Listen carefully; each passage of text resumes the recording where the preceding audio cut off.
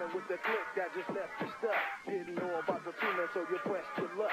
In the house, cause I'm coming with that murderous lick. Before I was old, I was told not to trust the snitch. Cause that's the right lay. They would try to disrespect your payday. Now, have you ever heard about the fools on the one-way called Earl? We rollin' busters up like curls. We dip in and dip out, getting followed by girls. Taking them on the mission just to show them what was poppin'. Before the night is over, bras and draws will be dropping. We flip-flopping. With more game than the next man. Call T Bingo, 2 man, it's your limousine. Have you ever heard about the fools on the store block? 23rd Hill, that's where we like to chill. Have you ever heard about the fools on the store block? 23rd Hill, that's where we like to chill. Have you ever heard about the fools on the store block? 23rd Hill, that's where we like to chill. Have you ever heard about the fools on the store block? 23rd Hill, that's where we like to chill. But 95 is on the poppin', so I'm putting in work. I'm known for mashing on these busters and pulling them skirts.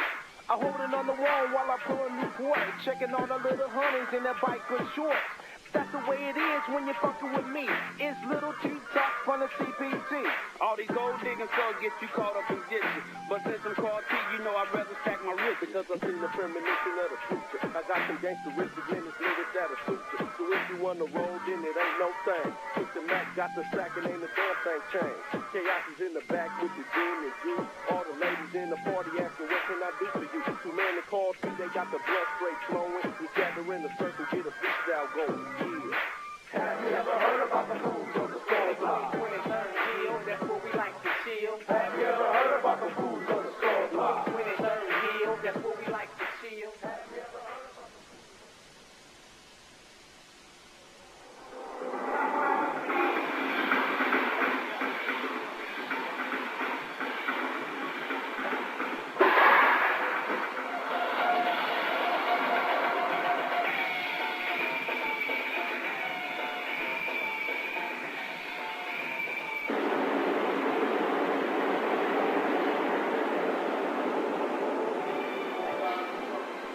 Started bodybuilding back in 1989, like December 1989. I was just finished my training with the Arlington Police Department, and I was doing my field training, which is when you have an officer ride around with you. And one of the officers happened to see me one day on the streets, and he was working at this gym called Metroplex. And he asked me to come over to the gym and work out, because at the time I was just working out at the police station. So I went over to the gym, and as soon as I walked in the door, a guy by the name of Brian Dobson, who was the owner of the gym, told me I needed to be bodybuilding, because he thought that I could be a great champion and probably could do pretty good in the sport. At the time, I was just hired on with the police department. I didn't know too much about bodybuilding, and all I knew was they had to take steroids and pretty much, and had to go on a strict diet, and I didn't want to do either at the time. But Brian insisted and stayed consistently asking me, you know, every time I showed up at the gym to do a bodybuilding contest.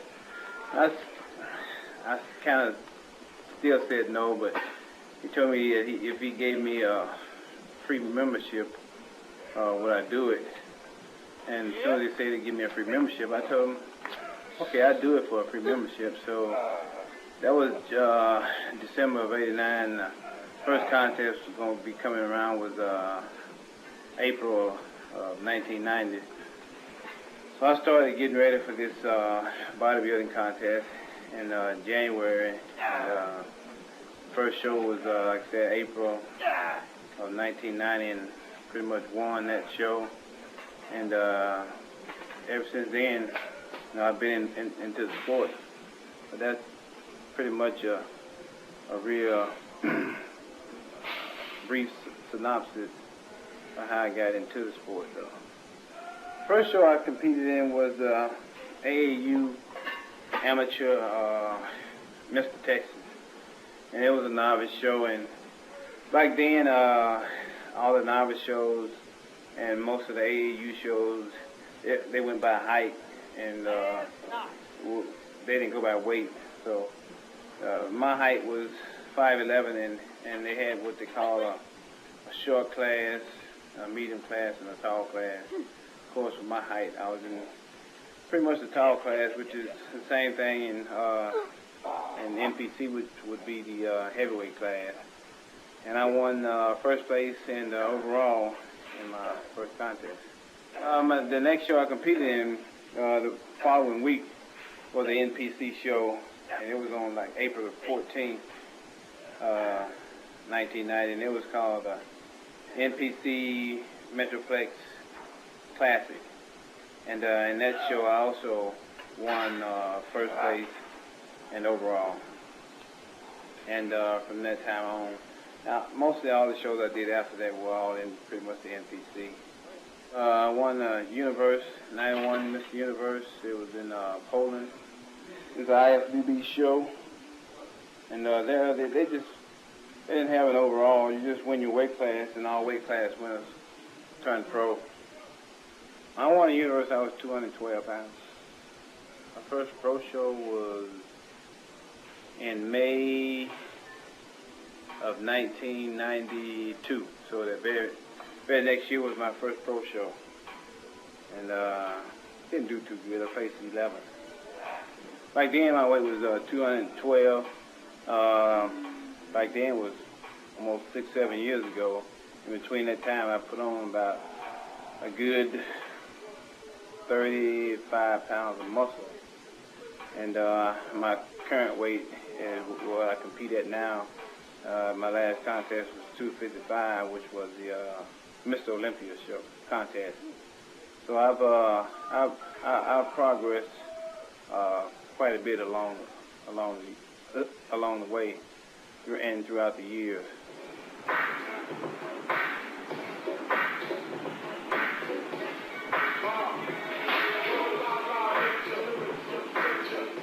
Basically, I have 2 workouts that I do for each week. So basically, the video will probably be in 2 parts because this part 1 is just my first workout. But I do this workout twice a week because if I do legs on Monday, I probably won't do them again until Thursday. But there'll be 2 totally different workouts.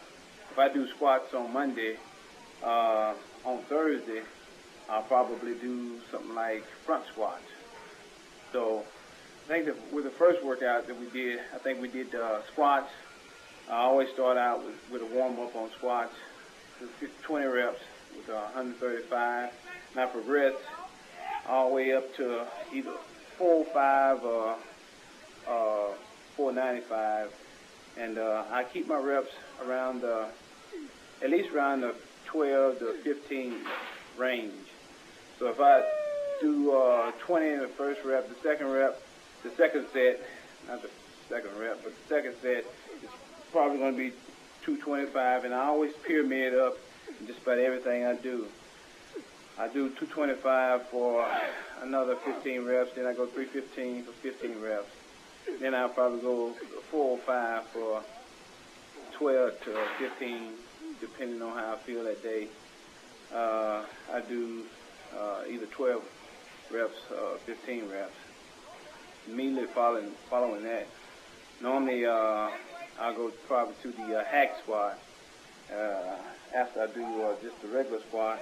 And on hack squat, I'll just start out with 2 plates, and then everything is done in plates because I really don't know how much the weight is with the machine on hack squat. So I do 2 plates for like 15 reps, 3 plates, 15 reps, 4 plates, 12 to 15, and if I'm feeling good, I may go up to 5 plates for about the same 12 to 15 reps. And I really don't warm up on that because I feel like I'm pretty much warmed up already. So what I do is just go immediately into after my squats, I go immediately into 2 plates, and I count it as a set. When I finish with my hack squats, I normally go to leg extension. And here with leg extensions, I feel that's just pretty much a sculpted movement. Yeah, I mean, it's pretty much kind of hard to build your legs up doing leg extension, because all you're pretty much doing is just pretty much just getting a good contraction when you extend your legs. So I always do a bunch of reps on leg extensions, and it's always been like 3 sets for 30 reps. Sometimes I may change it up. I may do 3 sets, and I may do what I call drop sets. Probably start out with 150 pounds for about 20 reps, then go to 110 pounds for about another 15 reps. Then I might drop it down to maybe 80 or 90. Again, here doing probably about 20 to 25 reps. But immediately after that, I always go to a hamstring. And basically for hamstring, I always do basically just 2 exercises. And on this day, I think we did leg curls, and I always do the standing leg curl. Basically, I do probably about 65 pounds or 55 pounds for 15 reps on each leg. I do 4 sets of those. I think I also did stiff-legged deadlift. I kind of like pyramid up on these. I probably start out with maybe 1 plate and go all the way up to 2 plates. I'm probably doing from like 12 to 15 reps on this also. And basically, I just do 4 sets. And normally, that's pretty much it for a leg day.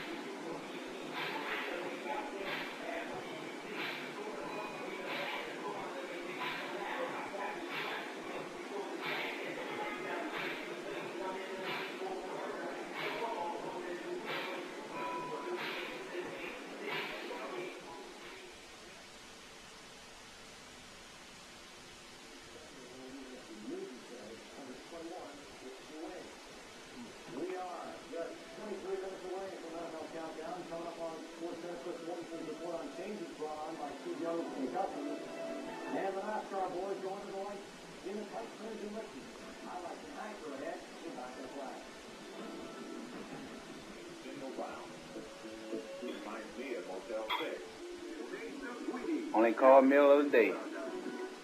50 grams of good old oatmeal. Don't get no better than this. Squeeze out. There you go. Okay? Beautiful. Fortune to the right. There you go. Squeeze those knees out. Squeeze those knees out hard. Don't lean on that. There you go.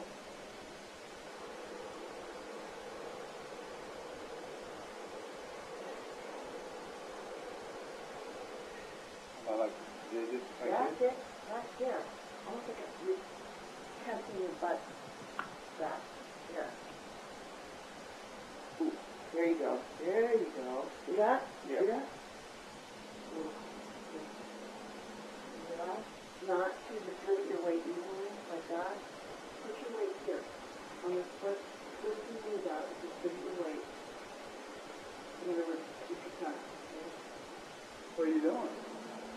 going like this. Feel that? Yeah. All I'm doing is pushing my hips back like that. I'm not sticking my butt out. I'm not going like this. I'm